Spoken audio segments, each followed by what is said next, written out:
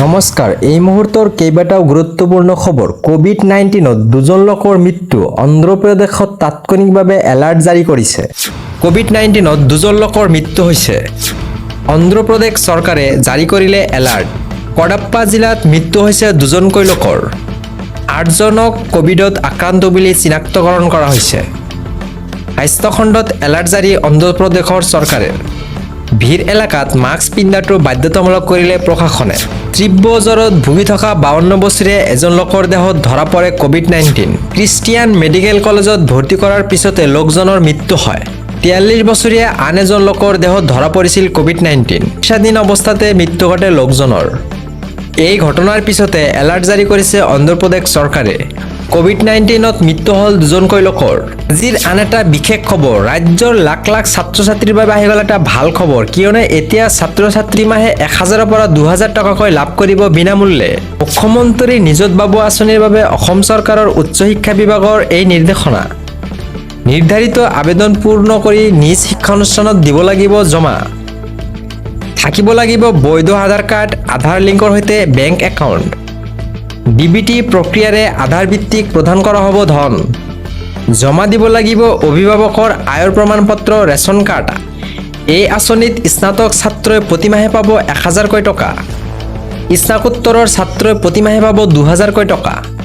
এই আঁচনিৰ বাবে ছাত্ৰজন হ'ব লাগিব অসমৰ স্থানীয় বাসিন্দা। চৰকাৰী বা প্ৰদেশীকৃত শিক্ষানুষ্ঠানৰ ছাত্ৰই পাব এই সুবিধা। ছাত্ৰজন হ'ব লাগিব স্নাতক আৰু স্নাতকোত্তৰ প্ৰথম আৰু দ্বিতীয় বৰ্ষ নিয়মীয়া ছাত্ৰ। স্নাতকৰ ক্ষেত্ৰত ছাত্ৰজন হ'ব লাগিব অবিবাহিত। পুৰণি হিতাধিকাৰী ছাত্ৰৰ বিগত বৰ্ষত 70% উপস্থিত বাধ্যতামূলক। ডক্টৰ বাণীকান্ত কাকতি মেধা বঁটা প্ৰাপকে নাপাব নিযুত বাবু সুবিধা।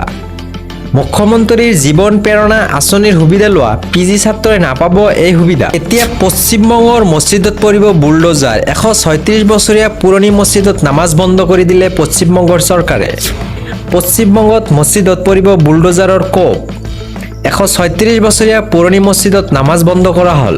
উত্তৰ প্ৰদেশ, উত্তৰাখণ্ডৰ দৰে পশ্চিমবংগতো এতিয়া বুলডোজাৰৰ একশ্যন সুলভ। মুখ্যমন্ত্ৰী ভূপেন্দ্ৰ অধিকাৰী নেতৃত্বাধীন বিজেপি চৰকাৰৰ বিৰুদ্ধে ক্ষোভ। ৰাজধানী কলকাতাৰ দমদম বিমানবন্দৰৰ পৰিসৰত থকা মছজিদ ভাঙি পেলোৱা হ'ব। 136 বছৰে ইছলামৰ ইতিহাসৰ সাক্ষী হৈ থকা মছজিদটোত হঠাৎ বন্ধ কৰি দিয়া হ'ল নামাজ পঢ়া। আল্লাহৰ ইবাদত কৰিবলৈ যোৱা ব্যক্তিগৰাকীক পূৰ্বতে দিয়া হৈছিল বিমানবন্দৰৰ ভিজিটিং পাছ। বিমানবন্দৰৰ সুৰক্ষাৰ কথা চিন্তা কৰি মছজিদটো বন্ধ কৰাৰ সিদ্ধান্ত কৰে বিজেপি চৰকাৰে। এই সিদ্ধান্তৰ পিছতেই মুছলমান ৰাইজৰ মাজত লাগিছে হাহাকাৰ। বিজেপিৰ মন্ত্ৰীয়ে বিষয়টোক লৈ কৰিছে বিতৰ্ক মন্তব্য। পূৰ্বৰ চৰকাৰ আৰু এতিয়া নাই, বিজেপি চৰকাৰে দিব দমদম বিমানবন্দৰৰ সুৰক্ষা। গণেশ নাথ নামৰ এজন লোকে UCCক বুঢ়া আঙুলি দেখালে। মুখ্যমন্ত্ৰীক চেলেঞ্জ অৱসৰপ্ৰাপ্ত সেনাৰ জোৱান। গোপনে দ্বিতীয় বিবাহ পাতিবলৈ গৈ গণেশ নাথে খালে লফাথপ। ৰাইজে উত্তম মাধ্যম সোধালে গণেশ নাথক। দ্বিতীয় বিবাহৰ প্ৰস্তুতি চলাই আছিল এই গণেশ নাথে। প্ৰথমা পত্নী আৰু কন্যাকো দিলে উত্তম মাধ্যম। ঘটনাস্থলীত লগে লগে উপস্থিত হ'ল আৰক্ষী।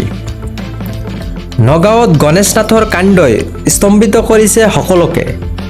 মুখ্যমন্ত্ৰীক চেলেঞ্জ অৱসৰপ্ৰাপ্ত সেনাৰ জোৱান।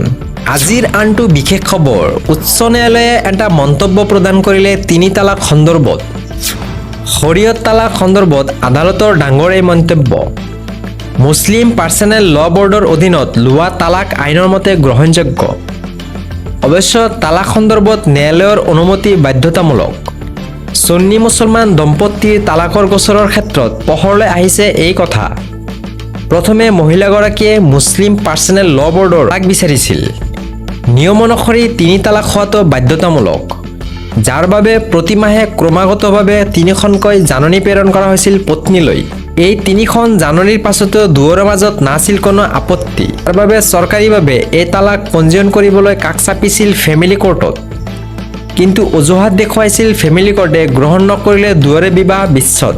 ইয়াৰ বাবে স্বামীয়ে পুনৰ কাষ চাপিল এলাহাবাদ উচ্চ ন্যায়ালয়ৰ। এই ক্ষেত্ৰত উচ্চ ন্যায়ালয়ে দিলে ডাঙৰ ৰায়দান।